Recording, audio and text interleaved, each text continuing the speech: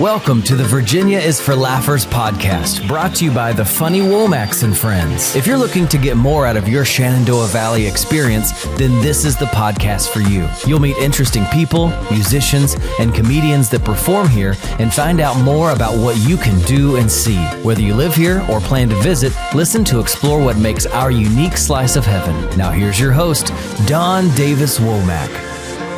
Hello, laughers. Joining us today is the dynamic and hilarious Mu Cuzzo, a stand-up comedian, producer, and community leader.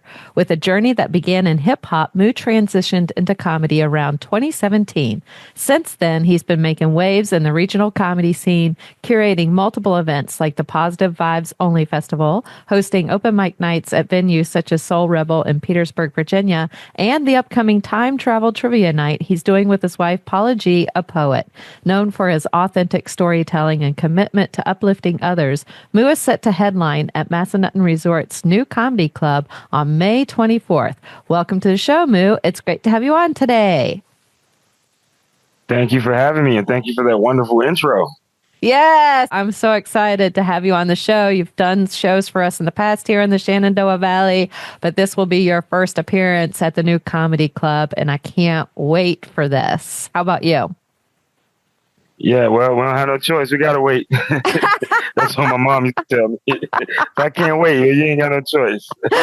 But it'll be here before we know it, May 24th, and I am definitely excited about it.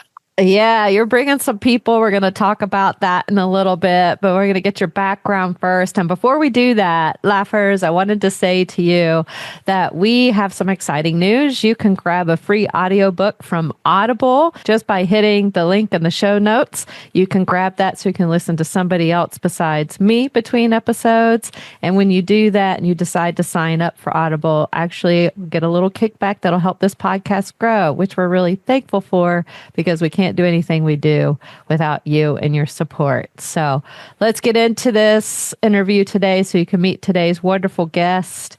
He has quite the extraordinary background coming from hip hop into stand-up comedy. And that is where I want to start. How does one transition from hip hop into stand-up comedy, Mu Cuzzo?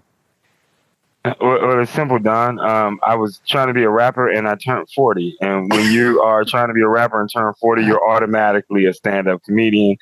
So that's how that happened. I figured I'd rather have them laugh with me than at me. So I just started telling jokes instead of rhymes. Is that really a thing, though? Do you age out of hip hop? Is that based on truth? No, honestly, you don't age out of hip hop, but you do age out of the business.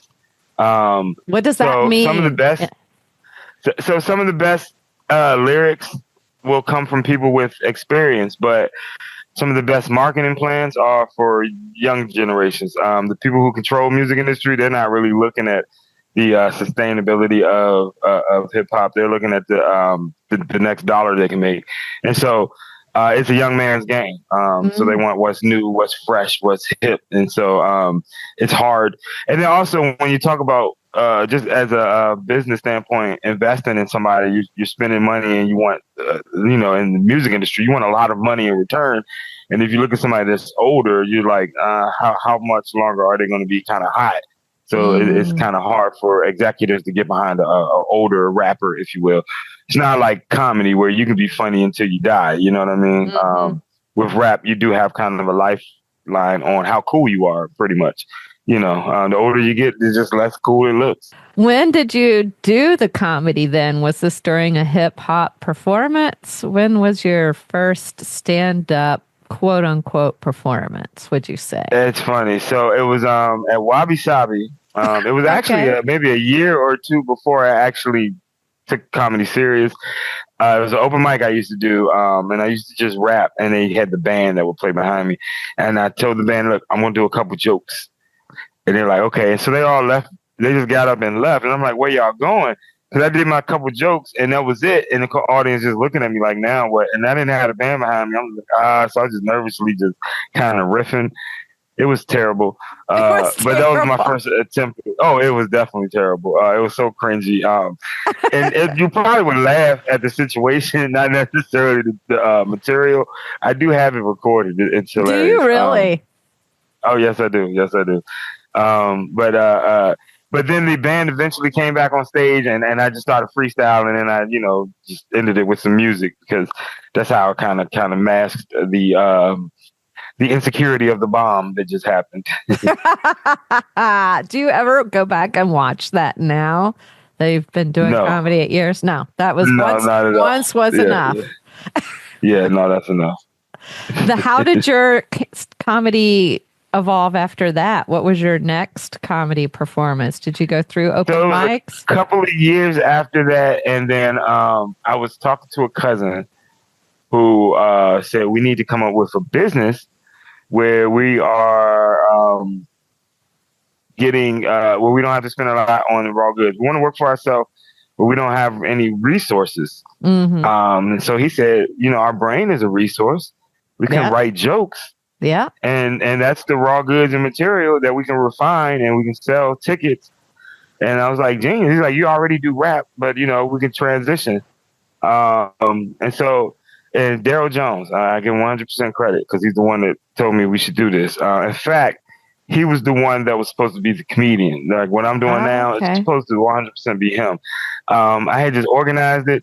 So we ended up booking the Elks Lodge in Hopewell. We sold tickets to it. We did radio interviews. We got flyers put out. We did everything except for write a joke or hit an open mic. We had no idea what we were doing, but we knew what we wanted to do. And so we packed it out. It was the jankiest thing ever. It was terrible. People showed up. We ended up not getting a liquor license. So people showed up with alcohol. They thought it was BYOB. They couldn't bring it in. We're like, look, just go to the store and get some water bottles and pour it in the water bottle. And like, oh my God, it was so ghetto. But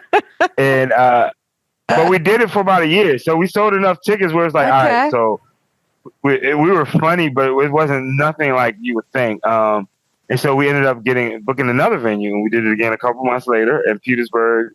And then we did it maybe about 5 or 6 times. And then we did it, culminated to a show we did in Hampton, Virginia. Wow. But afterwards, Daryl was in a terrible car accident, almost lost his life. He couldn't talk for a long time. He still barely can walk and talks with a speech impediment. That was in 2018.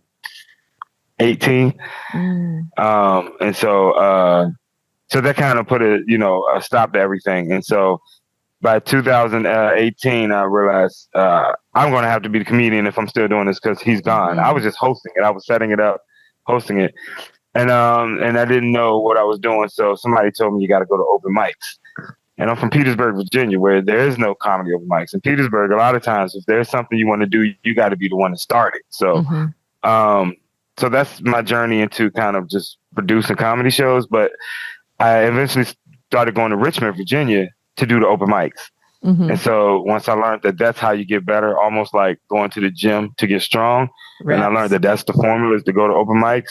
So that's when I started going between 5 to 10 open mics a week. And I did that for like 2 years straight. Yeah. And so that's kind of what took me from somebody just hosting to somebody that can really be on a show. And so, yeah, that's when I really started taking it serious. That is a keynote you said in there, I think is good for new comics to hear right there is how important the reps are. It's like working out, you get stronger, you get better. And for comics, especially starting out, we all need to work on our jokes and create new material. That's true. Even more so when you're beginning, just the reps in an open mic format or other formats, how crucial and important they are. That's a pretty good pace for a more rural market, 5 to 10 a week. Where did you go? You went to everywhere. Richmond? So back, yeah, I was in Richmond most of the time. But it's so many. So you got people that might just know these mics, or they might just know these mics. But I'm the type that went to all the mics. For lack of better words, the black mics, the white mics, the traditional comedy mics, the unorthodox mics, the mics where they interrupt you while you're trying to perform. Everything. And then like we've done shows in laundromats. Really? Oh yeah, it was nobody there but like three Latinx ladies. I don't know if they understood me, but they were laughing, so I was good with it. But yeah, just everywhere possible you can get some stage time, you do it. Who put the show together in the laundromat? That's what I want to know. Melissa Harris. Okay. She just said we're going to do a show in a laundromat. No. She said we're going to do a show in the laundromat, and we did it. It was very different. I would imagine so. I'm known for doing shows in some of the strangest places, so I have no judgment, but I wanted to know who that person was. That's pretty fun. What would you say is the most unusual place you've ever performed so far? So, for some reason, people keep booking me for clean comedy shows. I don't know who I got a call. I got a call one Saturday that said, it's the older lady's birthday. The comic dropped out. Did you fill in? And I said, cool, private show. I'm thinking a house. They give me the address. I pull up. It's a church. It's a whole church. This is not PG-13. It's PG Jesus. And so I was like, man, I show up and they're like, how much time are you going to do? I said, I know I told y'all what I told y'all, but and I had to do it in the pulpit. So I was just like, oh man, I said, I'm gonna give y'all like 8 minutes, and then you can judge me all you want. No, but it was fun. It was fun. I made it. I did it. I gave them about 15, 20 minutes. But it was just a little weird at first because, like, I can do clean comedy, but sometimes the content, I don't know how people feel about it, especially in the church, like on the pulpit. That was kind of the weirdest the place I've ever had to do comedy. Yeah, because would you say you're a more R-rated comedian? In general? I'm definitely, in general, I can, but it's not like I'm a filthy comic. Mm-hmm. It's just that my perspective is so broad that I can go anywhere from heaven to hell. Mm-hmm. And so sometimes some language is kind of warranted to explain what you see when you're in hell. Yeah, but I'm not one of those cussing just like every other word. MF or like yeah, I'm not I wouldn't call myself a vulgar comic at all. No. And you have performed for us several times before in our Clean to Cleanish brand. I would put you in the cleanish category, but it is very well received and people certainly love you. We're so excited to bring you up to Massanutten Resort and share your comedy with the good people here again in that new environment. You have quite an extensive family. I was reading. You have a big family. Is that correct? Yeah, Grandma had 16 kids. Your mama had 16 kids. No, not my mom. My grandma. My grandmother had 16. Your grandmother kids. Yeah. Oh, wow. Yeah. My mom had 3. And all of them had a bunch, and a bunch of them had a bunch, and so we're definitely huge. I got hundreds upon hundreds of cousins. We do huge family reunion. We used to do it every other year till the pandemic, and then we really didn't do one. But we are now having one this summer, so I'm excited about that. The first one since before 2020. Wow. But yeah, it's huge. It takes 2 years to plan it. That's how big we are. What kind of places do you go to and how many people show up? So we have property in Virginia and we just show up there. It used to be my grandmother's property, but this year got a cousin who has a huge house on some land, so we're going to go to his place. Did you say 100 people show up? Roughly?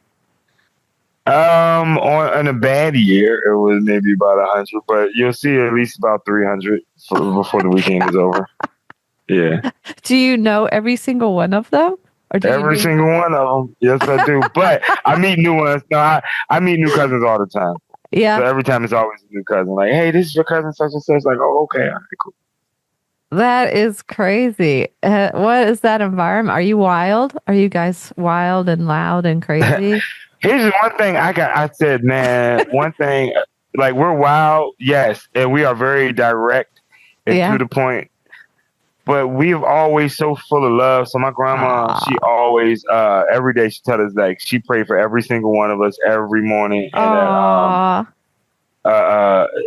and she always leads with love and God first. And so even though as wild as we are, I never seen my family kind of like fighting each other, like really trying to hurt each other or draw blood or anything. Like they might talk trash behind your back. They might put your business out there, but they're still going to look out for you if you need it. And lead with love. So that's, and it's crazy because I know people with 5 people in their whole family and none of them get along. Mm-hmm. And I'm like, if you lose your job, you homeless, right? You ain't got nobody to call. Like y'all need to get it. Like it's rough out here. I can't imagine not having a support system at all. You know what I mean? And to have only 5 people in your whole family and y'all don't get along, I don't understand that. Like you can drop me anywhere off. You drop me off anywhere in America, I can walk to my cousin's house. Like that's how deep we are. With so many cousins, I'm sure good. I can never fail. You know what I mean? I'm too big. We're too big to fail. Got a cousin in every state, probably across the U.S. Yep. How do you guys keep up with each other at the family reunion, or is there a Facebook group? We don't. We just remind each other at the family reunion, like, "Hey, oh, you big as hell, man!" Like that's right. Yeah. That's fantastic. And you have a lot of emphasis yourself personally on community. I'm sure some of it comes naturally from that big family, and you pour into your community. And I think you were sharing with me before we recorded that you got this from your parents. Can you talk to us about that? Yeah. So my mother and my father, or what they call African revolutionaries. They're about the liberation of Black people in America as far as financially being able to have ownership and being able to be educated on social engineering and even things like health, best health practices, and then also having access to healthcare. A lot of people heard of like the Black Panthers. So that was that is an African Revolutionary Party. There were a few of them. One of them was called the All African Revolutionary Party, similar to AARP, but not the one that I'm about to start getting letters from soon. But that was just one of many organizations that took that route as far as knowing that. Chain is only as strong as its weakest link. And so America, weakest links are the neighborhoods that have been disenfranchised and forgotten about. So these organizations, in an effort to strengthen up America, do things like the free lunch program, literacy programs, programs that help people coming home from jail to get their rights back. So these type of community programs are designed to create a stronger country. And so I always felt like that's one of the most patriotic things I can do, is to continue to kind of be a hand for the community when they need to reach out. So I try to volunteer and do things. I try to use my platform to bring awareness to certain issues. And even so for the last 3 years, I've done something called Positive Vibes Only, which is a festival, a free festival for the community. They come out, it's comedy, it's vendors, stuff for the kids, and then it's comedians and improv groups. But the whole time, I got a bunch of mental health awareness info we're passing out, and crisis management information we pass out, and then people coming in and talk, just kind of sprinkling in, you know what I mean, that health awareness, but under the guise of a free festival. So that's something I'm very proud of that I've been doing. For the last few years. We'll be doing it again. Bramley Park, Virginia, August 7th, I believe. Positive Vibes Only Festival. What part of Virginia? What was the city? Richmond, Virginia, I believe on the north side. It's called Bramley Park. If you haven't been to Richmond in a while, don't worry. It's gentrified now. It's safe. It used to be an area you go to when you're ready to lose your religion, but it's very nice now. Okay. It's a whole brewery. It's a microbrewery. It's with a huge outdoor lawn and a stage. They do a lot of outdoor music stuff there. So it's called Bramley Park. It's a pretty nice place. Okay, we'll have to get that information from you so we can put that in the show notes as well. So laughers, you can see Mu again and later in August and experience this festival. Does it run a whole day, half a day? The whole day. We Okay. usually run it about between 1 to 4. We're going to start it, and then it goes till sundown. Right. So you have a variety of acts that fill up that time space within the festival. Yeah. So last year we did stand-up comedy, an improv group, and poets. We did some poets along with the speakers. Mm-hmm. But this year I have a meeting coming up with a liaison with the city of Richmond. If I have my way, then it'll be including a citywide youth poetry contest. Oh, wow. So then that way, kind of get some more community engagement and kind of maybe help foster some positive energy that way as well. So that's still in the works, though. So don't tell nobody other than everyone who listens to the podcast. That is amazing. Do you have people help you with a festival? Are you the main organizer? How does that? Yeah, so I'm the main organizer because I haven't had a lot of funding. I've been doing most of it myself, but the volunteers comes as far as in the way of the acts, the comedians. They volunteer their time. The poets volunteer their time. Bridge 9 Theater, who did the improv, shout out to Rachel Garman. They are awesome. They volunteer their time. And so definitely, I don't mind giving them a shout out. Bridge 9 Theater. They also do free community engagement classes. If you ever wanted to get into improv, you can follow Bridge 9 Theater. And they do stuff for youth. And they also do, what's it called, Don? Help me out. We don't have this in the Black community. What's it? But it's something with like not too much stimulation in case your kid kind of, you know what I mean? Autistic? Yeah, but it's something that they call it when the entertainment doesn't have a lot of stimulus in it. There is like, a word for that. Oh gosh. Yeah. I forgot what it is. Like I said, my friend, we still just getting new to how to accommodate mental health. So I forgot what it's called, but yeah, they do the non-stimulating classes though. So for if you have a child that can't handle all the lights and the sound and fast-paced movement, but still wants to do something fun, holla at them. Yeah. Oh, that's amazing. All right, if I talk more, then they're gonna have to pay me. So that's enough about this now. For real, right? How do you feel the hip hop background and your heart for the community influences your comedy style? Okay, so the hip hop background influences my comedy as far as the confidence, getting on stage, commanding that energy. So from years of just being on stage and kind of rocking on stage, just knowing that that I belong on there, and so that helps me a lot. But it is much different though, because with hip hop, you got your song. No matter who's in the audience, no matter how they feel, that song is going to hit the way that song is going to hit.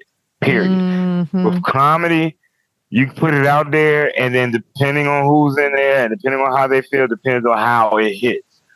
So that was a major adjustment there. Like, just knowing I can't just write it just because I think it's number one.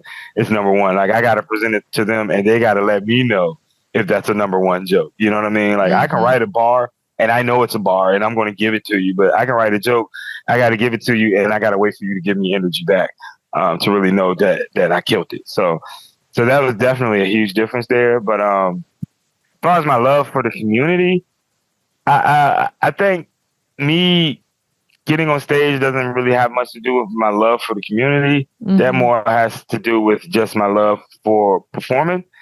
If I did have to make a connection with it too, I would say being able to tell stories is a way to help preserve history. That's true.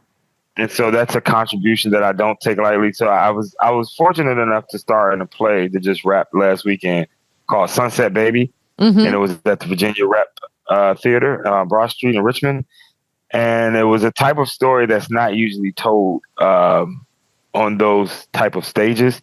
Virginia Rep Theater is very classical theater. You think of the Gilbert and Sullivans and the Hamilton and stuff like that. But Sunset Baby is, for lack of better words, a hood story. A hood And story? so they put that hood story. Yeah, it's a hood story. Okay. Yeah, about a couple that sells drugs and robs people and have been disenfranchised, but they're also very intelligent and they want to move out of the country. So for me to be able to star in that and tell that story, that's kind of impact. That's something that I could say my love for the community helps me. I'm getting away from your question. I'm trying to answer this in a way that fits the question. But you said, how does my love for the community impact my art? And so being able to take roles like that is because of my love for being able to tell real stories from where I came from. So it does affect it. And this has become a very long-winded answer. And I'm liking it very much. Let me stop and take a breath. But yeah, so I would say that, yeah. It does affect kind of the type of gigs I accept as far as the stories that I want to see put out there. It definitely affects that a lot. Did I read, with regards to this play, correctly that you performed with your father? Or is that another play? Oh, so it is correct. Yes, it is this one. This was the 4th professional production we've been a part of together. It's awesome. Wow. And this is a three-person, 3-cast play. And so he played the father of the girl. I played the boyfriend of the girl, who's the main character. And it's just an awesome experience. We were also we started a Soldiers play at Swift Creek Mill Theater a couple years ago. We started in a Midsummer Night Slam, which was a readapted story of Midsummer Night's Dream, which is at Dogwood Dell Theater in Richmond last summer. And then we did Simply Heavenly, which is Langston Hughes wrote that. We did that at Sycamore Rouge 2 years ago. That was the first one we got to do. We have been nominated for the Best Ensemble when we did Soldiers Play. So that was a pretty great experience. To be able to experience some of these things that I'm doing in the first place is just awesome. But to be able to do that with my father is just unbelievable. It's how I know that God has his hand on my life, because things like this just don't happen. So it's definitely an awesome experience. Yeah, that's pretty amazing to me. How did this happen? Did your father look at you and say, hey, let's do this play together? Or you looked at him and said, hey, let's do this play together? How did we end up, you and your father, doing so many plays together? The first one was me looking for meaning of life, because I was at a stage of life where I was going to work, and I was single before I was in a relationship or anything, no kids, but I was going to work, coming home. I had a nice house, a nice car, but I wasn't doing anything. I was just working, paying my bills. I was drinking every day. And that was it. And I was like, what am I supposed to be doing with my life? Like, this doesn't feel fulfilling at all. So that's when my father suggested, hey, why don't you go down to the theater and audition to be in a play or something?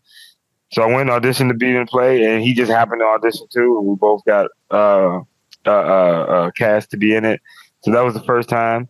Then the second time, we both just happened to audition for a play. We both just happened to get it.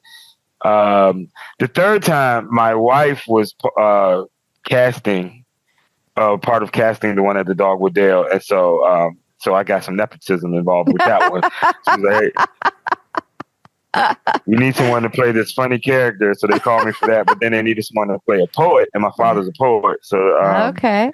So they said, did he want to do that? And then this one, the last one, Sunset Baby, it was actually someone else set to play the father, but something happened and that actor had to drop out. And so I said, well, I know somebody who can play it. And I gave them my father's name, but I gave them 2 other actors' names too. So they wouldn't think that I was just trying to be, biased. But so I don't know. They said, all right, we'll see. And they called and did some reads. And then they said, oh, we're bringing him in. I said, cool. That's amazing. Were your dad and you always close from when you were young all the way through? Yeah. So we've had our moments growing up. So it happens. We were affected by things in the community. And let's just say my mother and my father separated when I was about 2. And then my father was up in these streets for a minute. So so we separated. And I lived with my grandmother, for a few years until he got himself together, and he eventually did. So we reconnected when I was about 13. When I was about a teenager, we reconnected, and just been growing ever since. So it's been awesome to watch his progress, because I used to blame him for my failures, like, you ain't do life right, I ain't got to do life right type of energy. And then just to see him getting it right now, and doing the things he's doing is the reason why I know I can do what I'm supposed to do and get it right. So we've had a rocky relationship, but we're closer than a father and son could ever be right now. So it's awesome, and I wouldn't change none of it for the world.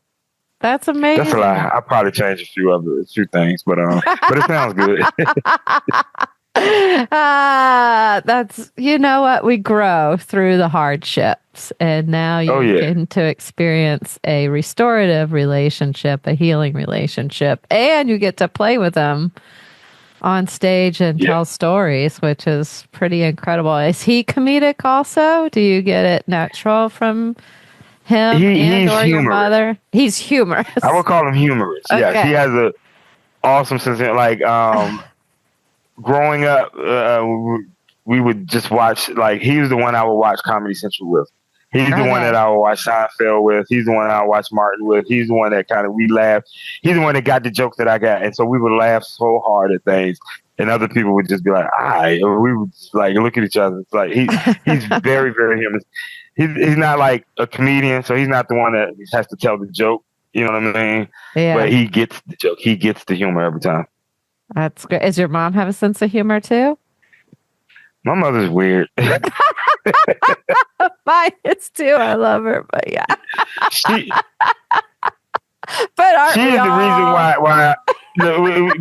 the reason why I understand why they call it a sense of humor. She has a sense of humor. She can sense it. But a lot of stuff go over her head. My mother's very, very book smart. She has her PhD. Yeah, she's read all the books. And so, you'll say a joke, and then she'll start explaining and breaking stuff down. It's like, I was just joking. We're good. Do you have a lot of family that come to your comedy shows? Or man, if it wasn't for my family, man, I wouldn't be who I am. But yeah, shout out to Bethany and all her kids, Anna and Lorraine and John and Sabrina and Eunice and Angie and Amanda and all of them. Those are all brothers and sisters. They under one of the clans. We call it. We got like 13 clans in the family. My grandma's kids. But they always have been the ones to support. In fact, they were the first ones to actually pay me. They paid me $350 to come do a comedy show at one of their 40th birthday parties. Yeah, you couldn't tell me nothing. They paid me $350. Like, that was, I already quit my job. Vegas, baby. You know what I mean? Man, if I could just do this. No, but it did kind of make me see, okay, it's possible to get paid off. Yeah. And of course, they looked out for me, because I was not worth that whole $350. I was not. I was still just very new in the game, but it gave me something to shoot for. Yeah. And it gave me, like, you know what I mean? It saw what I could see what could happen. If it wasn't for my family supporting me, then I wouldn't have that, be able to create that vision. Yeah, you have a very supportive family. We went and watched you film your special. This, I think, was a year or so ago now. Anyways, where there more was, than that. Yeah, okay. Was that a lot of family in that room? I think so. It was definitely all the best saying kids that I just named out. They were all there. Yeah. They're always at the big shows. So I would say it was probably about 30% family. So I'm evenly supported from family, colleagues and comedy, and then my coworkers. Like, my supervisor was there. If you see the lady in the dress that's laughing, the brown skin lady that's laughing a lot, that's my supervisor. Yeah, I did karaoke. I do karaoke every Sunday, and the last time I did it, it was a whole table full of people from my job there coming That's out to amazing. so, Yeah. And you have a time travel trivia night coming up. Talk about that a little bit. So every second Thursday, my wife and I host trivia. So we're going to be switching up the themes each month, but this next one is time travel trivia. It's going to be pop culture, sports, entertainment, and news and celebrities from 1970s, 80s, 90s, 2000s, and 2010. Just something fun we do. No real prizes. We give out like maybe a couple gift cards and some merch. But it's at Soul Rebel in Old Town Petersburg. Anyone who's in the area, if you happen to be in Petersburg area on second Thursday, it's definitely a good time. My wife and I, we have this energy on stage that I can't explain. It's funny and it's cringy and it's worth it. It's like we're like a train that's always looking like it's about to derail, but it's perfect because it always comes right back around and we stay on track. But it's scary, but it's fun. I feel you on that. The other funny Womack, my husband, we do co-sets now. You haven't seen that yet, but we go up on stage together a lot now, and it sounds very similar. You know, we have different methods of preparing, so there's some stress beforehand because we're different like that, and then we go up there, and then there's this chemistry that's just so comfortable and fun. It's so hard to describe it, but it's great. Yeah. My favorite part is when you see the couple on stage, and the veil between real life and entertainment gets real thin, and you be like, oh no, they this is about to go sideways. He really meant that. I know, we rib each other too, for sure. Yeah. Yeah, it's like testing that relationship. It's a total fun time. You also have open mics at Soul Rebel too. So you doing open mics on the nights that you're not doing trivia, or what does that look like? The open mic. That's on every fourth Saturday. We do an open mic. It's the most overglorified open mic in Virginia. I have a DJ. I hype it up. I promise the audience all type of goodness and wonderfulness, but it's an open mic, so you get what you get. I do this for the comedians, so the comedians can have a spot that feels like a real show where they can work on material. And so I do everything I can to get a crowd in there because, you know, nobody just wakes up like, you know what, let's go to a comedy open mic. Nobody just does that. So you kind of got to really create a vibe and be consistent to pack a room out that's just a comedy open mic. So that's what I do there. It's every fourth Saturday. It starts at 8:00. Sign-ups at 7. Again, that's the Soul Rebel. Old Town Petersburg is a gentrified area again, so you're less likely to get ran up on.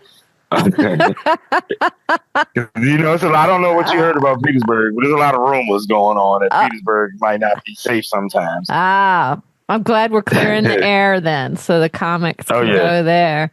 Yeah, I'll have to talk to you about after the recording before you hop off, because we have a resource on our website for open mics so that local comics can check that out. And I don't think we have yours on there, so we need to add it. So I will get that information from you. I want to talk to you about how real you are with people and how fun you are on stage. I've seen it myself. I'm so excited to bring it to Massanutten Resorts Comedy Club.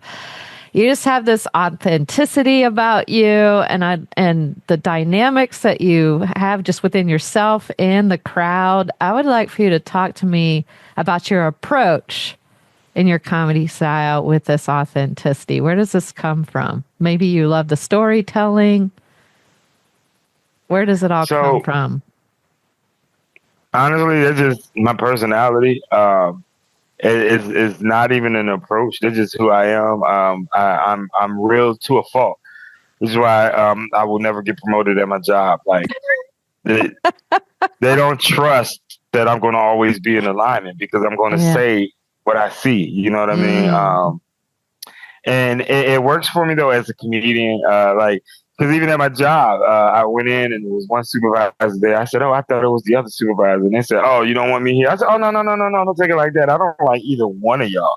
And I was being 100% honest, but they laughed like, "Ah, you're so crazy." But so I found if you're honest, that's what I've learned. If you're honest, but if you're honest as soon as it comes to your brain, people will accept it. The longer you wait before you kind of are honest, the more it comes across as either skeptical or fake. So I think that is kind of like my superpower is I'm able to say something that's real without being offensive. Mm-hmm. Some people don't know that when you're trying to not be offensive, you're being offensive. Like I had a friend, he was like, "Hey, look, not to sound racist or nothing." I'm like, "Bro, just say what's on your mind." Like now, when you say not to sound racist, like you already letting me know that you feel racist on the inside. Now, what you want to say? He's like, "There's a lot of black people in Norfolk." Like, what do you mean? Like, that's not racist. That's statistics. That's statistics. Like, that's weird. Like, so.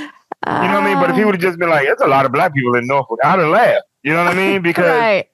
it didn't create that buffer. So that I think that's kind of why it works for me. I'll say it as soon as I think it, and so it comes across as either genuine, and I either sound like an expert, or either I sound like a childish person who doesn't know what to say out his mouth, but either way, it comes across as kind of cute, or I don't want to say cute, but it comes across as funny because it sounds authentically idiotic, not malice or disrespectful. You know what I mean? Yeah, no, it doesn't. You come off as a very relatable, joyful, jovial person who connects with people. And I think that's part of the reason why you're called Cuzzo is because you have that kind of we are family vibe. That's kind of my vibe too, in my own style. But is that where the Cuzzo nickname comes from? Is because of that? Yeah, Cuzzo is slang for cousin. Yeah. And so that's how I feel like we should all treat each other like cousins. Because I feel like this would be a perfect world if we all could do that. That way, no matter who you pray to, who you vote for, what school you go to, if you treat every person like that's your family, this would be a perfect world. Because even when we disagree, we'll do it with love and respect. I agree with that 100%. I think we've gotten too far away from that right now. It is way okay not to agree with another person and still love them. That both things can be true at the same time. And then when you seek to understand, you can be understood, and maybe you will change your mind when you get more information or more insight or a different perspective. But it's very hard to even entertain that if you're not speaking to each other. And people are so angry. Why are they so angry? I don't know. Like you can't even say I like sugar in my oatmeal. You piece of shit. What's wrong with you? You still like it's my oatmeal. You ain't even gotta eat it. I know. I'm not sure. I just keep praying. Keep praying for just more love and more understanding, more compassion, more empathy, and more comedy shows. More comedy shows, which is what we do. I'm so excited about that. I wanted to ask you, speaking of comedy, you have a bit of an online presence, which is pretty fun. And how do you go about creating content for your platforms? I see you make little videos. You're talking to people. You're telling them what's going on. Are you just doing that off the fly? Or are you planning them and scheduling them out? What's your process with the social media engagement? Yeah. So I'm still kind of new to it. I hate having to do it because I'm just old school. I want to write my jokes and you come see me at the club. But I fought against it long enough where I realized you gotta, either you're moving forward or you're falling back. So for the most part, it's usually on the fly. I got a show coming up. Let me make a video. I have started learning about batch content creating, and so I know the more I'm trying to accomplish, the more I'm gonna have to start creating more and more videos. So I just hooked up with a couple production companies, and we're going to start doing sketches. Something I haven't gotten into that I'm going to start getting into. Just because that's the wave. But as of right now, it's strictly, okay, I got a show coming up. Let me do a video, or all right, let me just post something today so that I can keep my engagement up, my followers up, because if not, the algorithm will drop you like a bad habit. But I'm still learning the best way to kind of stay relevant in the algorithm without feeling like I'm becoming a gimmick. You know what I mean? Mm-hmm. So we'll see. I'm still evolving on that part. We are too. Our goal is to the Funny Womax put out more comedy clips, either our solo clips or duo clips. So we started cutting more of those so we can have like a batch of them before we start rolling them out to what you're talking about, working in that direction. And that's what I hear from the other comedians out there is that's what they do. They do batch content and then they schedule it out, and it seems to be less stressful that way, but also still seems to be a lot at the same time. Yeah. It's a lot for all of us to keep up with. It's different challenges though. I mean, if before all of this, there still are road comics, but road comics meant something different in the 80s and 90s and 2000s and even the 2010s than it does now. Would you agree? Oh yeah. Yeah. I can imagine because in the 80s and 90s and the 2000s, you can travel around the country with one set, and you might could do that set for a year or two. And now, by your third city, they've heard your set already. And they're like, oh, man, you're doing the same jokes. You're doing the same jokes. And so it forces comedians to write more and to have way more material. But I honestly feel like it takes away from the perfection of the actual joke. So for that comic who's been working on that set for 2 years, it's evolved to the point where it's rib, it'll break your rib. It's so funny. But where they don't have a chance to kind of do the joke 100 million times, they don't get it to the point where it's that funny. They just get it to the point where it makes you laugh, but now they're on to something different.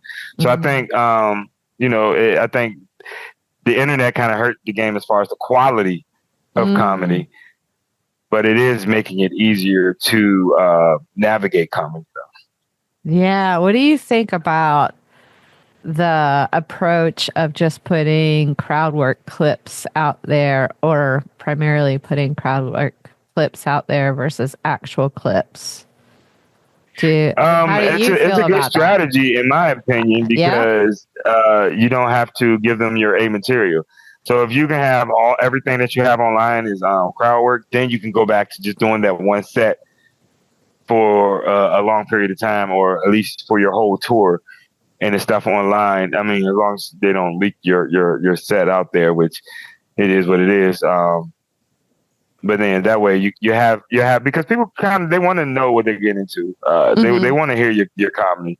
So if you don't have a lot of material, you can definitely use crowd work material if it's funny to promote your shows, and then you give them the stuff you wrote during the show.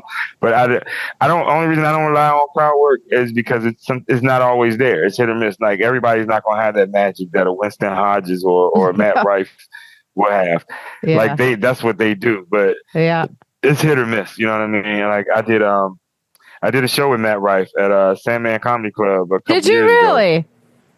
Yeah, and I told him then, I said, listen, until you start taking your shirt off and doing crowd work, you're never going to make it.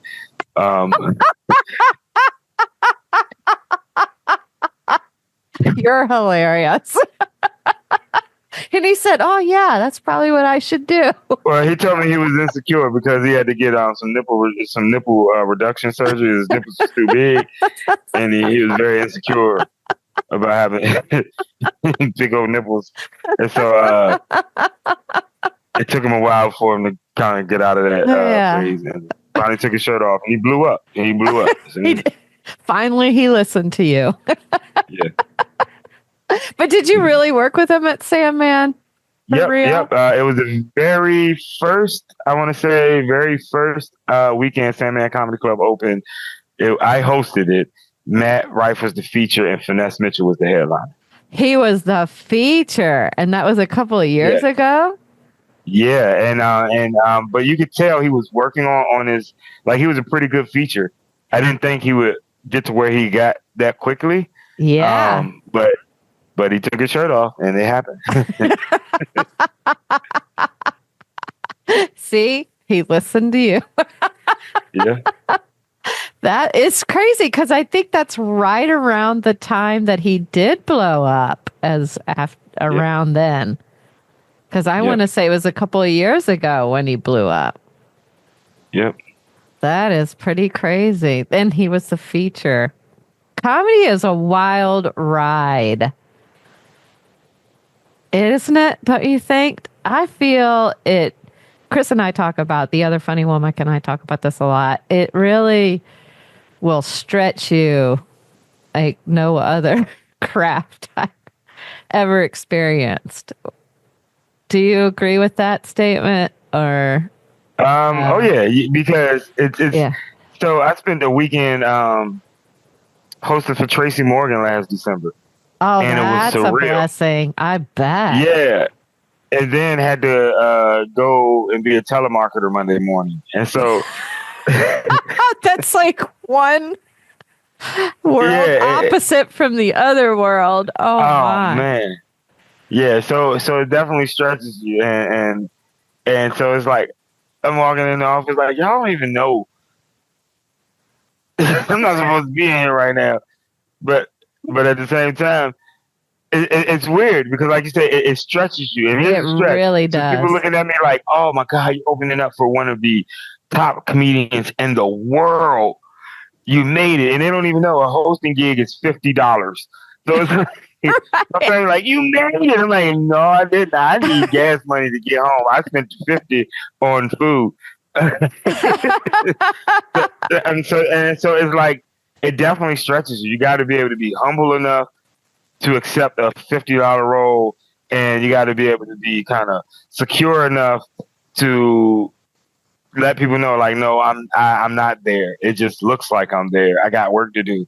Mm-hmm. But you also got to be hungry enough to do the work. You know what I mean? Mm-hmm. But you also got to be satisfied enough to know that it may never get to what you want. Mm-hmm. And that's okay too, because I don't feel like anyone should be doing stand-up comedy, honestly, just because they want to be rich. Like, if you're doing comedy for the money, you're going to quit. It's not for you. I feel like doing comedy is definitely, it should be a calling, almost like a preacher or a politician, because I could have been a preacher or a politician, but I hate lying to people. I wanted to do something to tell the truth, so I became a comedian. That's a good way to say it, though. Yeah, I agree with all of that. I remember talking to Winston Hodges, and Laughers, if you're not familiar with him, we have had him on several of our shows too. He's a headliner also, and he's known for his crowd work, which is pretty amazing. If you've ever been to one of our shows where we've had him on, you know exactly what I'm talking about. And he was saying, I just cannot not do it, which is not a problem at all. After a great show and all of the wonderful shows I've been a part of, but it can be hard when comedy does get hard because I cannot not do this. So I agree with that. And that's a bit of the calling nature that you're talking about. You cannot not do it. Yeah. I have a book on Amazon called My Tight 10, which is pretty much just a notepad for comedians and a way to keep track of your jokes, your thoughts, and your progress. And in the beginning, it has a section where you write down your why. What is your why? Why are you really doing this? Because you're going to need that when you got to drive 5 hours to do 8 minutes. Or you're going to need that when you get this private hood show that was supposed to start at 7 and it's 11 o'clock at night. And you want to go home, but these people spend real money and they got cash. Like, you're going to need that why, you know what I mean? When this thing that you wrote out, that's your baby, that you know is going to kill, is stupid and it's never going to work, and you look stupid as hell for even saying it. Like, you're going to need that why to kind of, so that's definitely, again, like you said, you got to have the wherewithal to do it, because if not, you're going to give up, especially if you're doing it for the money. Like, I've had a couple people doing it for like, man, there ain't no money in this. Like, yeah, I know.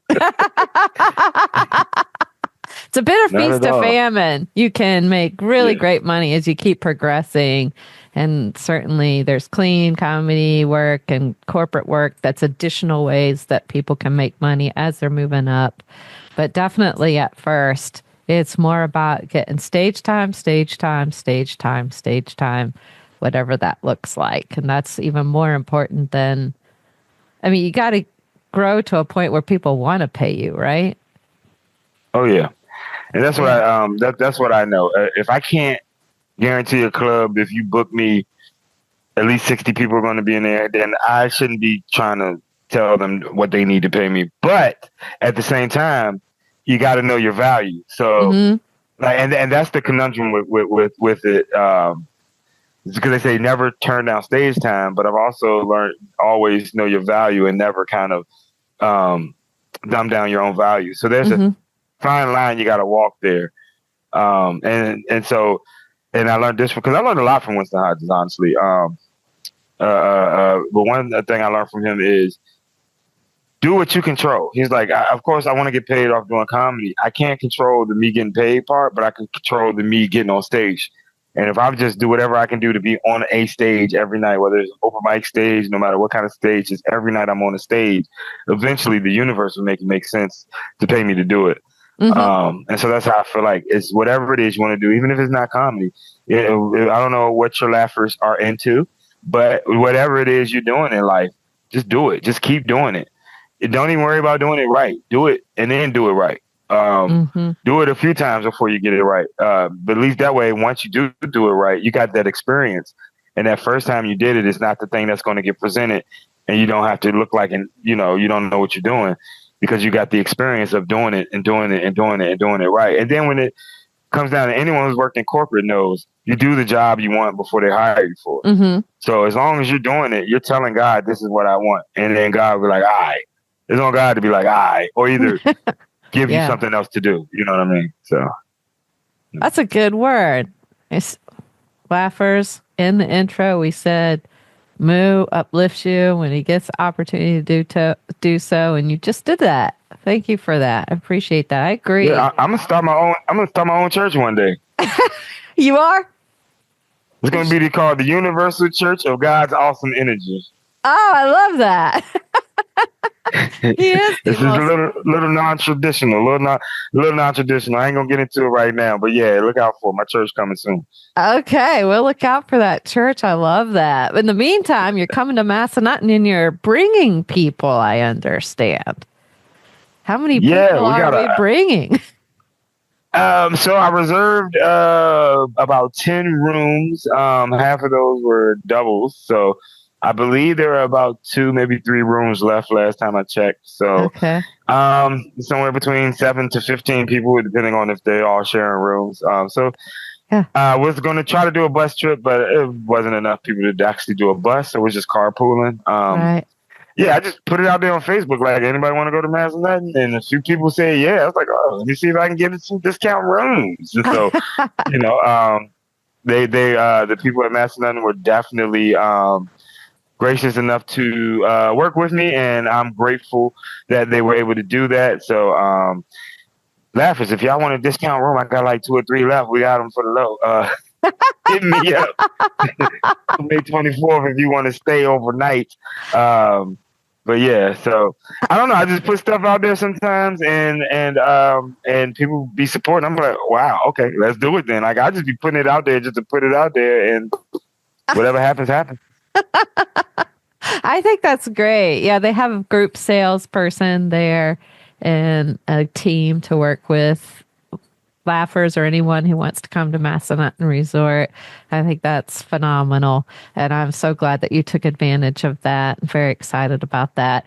And then you're going to come entertain us. I would love for you to just kind of describe to a laugher that may have never experienced Mu Cuzzo comedy before, and they decide to buy a ticket and come to the show at the Comedy Club on May 24th, or any show where you are performing, what can they expect?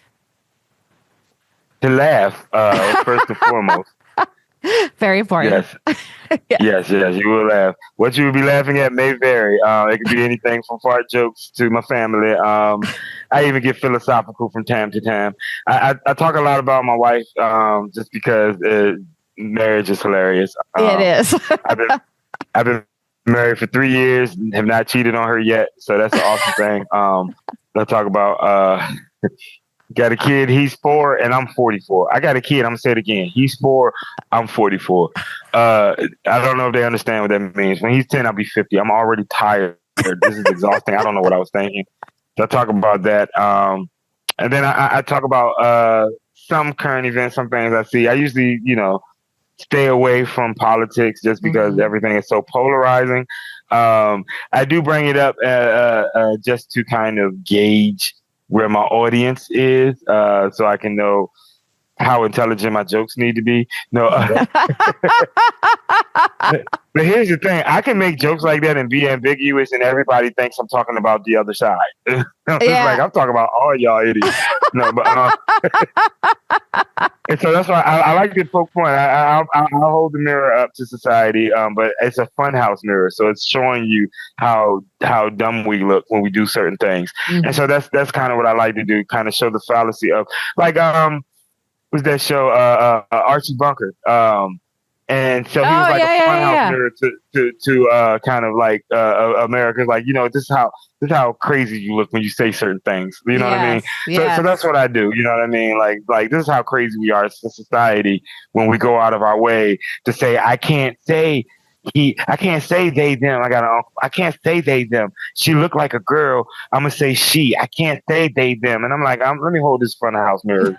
And I said, why don't you talk about lunch you had with your coworker yesterday? He was like, oh, them? You don't know them. They just moved in. They them. You know why he couldn't say they them? Because she was light skinned with a fat booty, and he don't want to talk about her around my aunt. So he say they them all the time when we talk about her. So that's what I do, kind of show the fallacy of our thinking sometimes. It's like, if we put in a little bit of effort, we can be accommodating for all. All right. I love that. I think people are going to have a good time out there. Oh, yeah. I think regardless of we're right, left, or center, you were saying that earlier, we can all come together. We share in our humanity. I say that a lot. We share in our humanity. We're all humans at the end of the day. We're all flawed. Haven't every single minute of every single day of our life made the best decision there is to make out there, so we can give each other grace and love and respect and come together closer instead of further apart. And we're better when we work together and live together and play together than when we're not, because we can learn from each other. Better together. Yep. We are better together for sure. Well, this has been great. I would like to ask my final question, which is, as we wrap up here, how best can the laughers follow you on social media or otherwise to get more information and connect with you? Yep. So Mu 804 is MU 804. That's on Facebook and Instagram. I have a TikTok called Freaky Fat Funny. Do you really? I thought I saw that. I was like, I don't have a TikTok. I'm not going to get into this right now, but I'm glad you brought it up because I did want to ask, is that him? Is that Mu? That's me. I haven't posted anything on there in a while, but I am going to start engaging more on TikTok on the Freaky Fat Funny. And I have a YouTube page, but I don't have anything on it. I do have a lot of content on 360 Iris Media, which is a YouTube page owned by my friend Benjamin Oliver. And we have my special that we recorded, Signal, is on there. And then clips of some things we call Following Mu. is a clip of me exploring the Fremont experience in Las Vegas. It's a clip of me at a rap battle at the Hoff Garden in RVA. And it's a clip of me interviewing Winston Hodges, of all people. Oh, wonderful. Yeah, so we're big fans of Winston. Oh, yeah. Okay, definitely check that out. But that's on 360 Iris TV, actually. 360 Iris TV is what they call it. Okay. Yep, and then MU804 on everything else. Definitely, you can follow me. I'm on Facebook, Instagram, Pornhub, Christian Mingle, just all over the place. You know what? I'm sorry. I should not have said that. I am not on Christian Mingle. That was a lie. But I think your wife Paula might not like Pornhub, but I don't know. She's on there with me. We have a move. We have a patented move. I don't know. Okay. I don't think we should explain it on here because I'm clean-ish. You know what I mean? Like for those who don't know what that means, like I'm not gonna be cussing and shit. Like we good. Like I'm family friendly. How about that? That's what I tell people when they come to my mic. It ain't the cleanest, but it's family friendly. Like you can bring your kid. If you let your kids watch TV after 9 o'clock, you can let them see me do comedy. You're good. Yeah. But yeah, no. But don't let them watch Pornhub because that's a bit much. Yes, I mean, agree. Let them grow up and watch it on their own. Yeah. Yeah. Not as kids. No. We. All right. Well, we said that. I didn't get you lost for words there. My bad. You're like, where do we go with this? We close. That's what we do. Thank you. Yeah. We stop. Now we're back. Yeah. Thank you for joining us today, Mu. This has been super fun talking with you a bit about your journey and your story, your family, and all things Mu Cuzzo comedy. Thanks again for coming on the show. It's been a pure pleasure. Thank you so much for having me. Please have me on again so I can tell you about opening night at the play when I went on and my shoes was on the wrong feet and I didn't have my belt on and so my pants was falling off and I had to, instead of go in front of the stage, I had to stand in the back of the couch and lean on it to hold my pants up and deliver my lines. And they still said I killed it. So we're going to talk about that next time. And we're going to talk about the wild advice Tracy Morgan gave me. So I do want to talk about that next time as well. So you got to make sure you bring me back. Okay, now we're given a cliffhanger. We'll do that for sure. I think that's so exciting because we do want to have you back another time and catch up with you. So that'll be amazing. And laughers, thank you for tuning in and spending time with us today. We so appreciate you. If you like this podcast, please give it a like, subscribe, tell a friend. And we just want to say again, a big thank you for following us. Don't forget, you can get that free audiobook from Audible when you click the link in the show notes. And then if you sign up, we'll actually get a little kickback that helps us, again, grow this amazing podcast and deliver more awesome content to you so you can get more out of your Shenandoah Valley experience that does not involve hiking. And then lastly, and most importantly, thanks for tuning in, laughers. Out of all the podcasts out there, you picked us, and we think that's pretty darn special, just like you. Until next time, keep smiling. Bye. Thanks for tuning in to this episode of Virginia is for Laughers podcast, brought to you by the funny Womax and friends. We'll be dropping a new podcast every Wednesday, so check back for another uplifting episode. Come to a FWAF show or let us bring one to you. To find out more, head to thefunnywomax.com. Be sure to share this podcast with a friend, and until next time, cheers.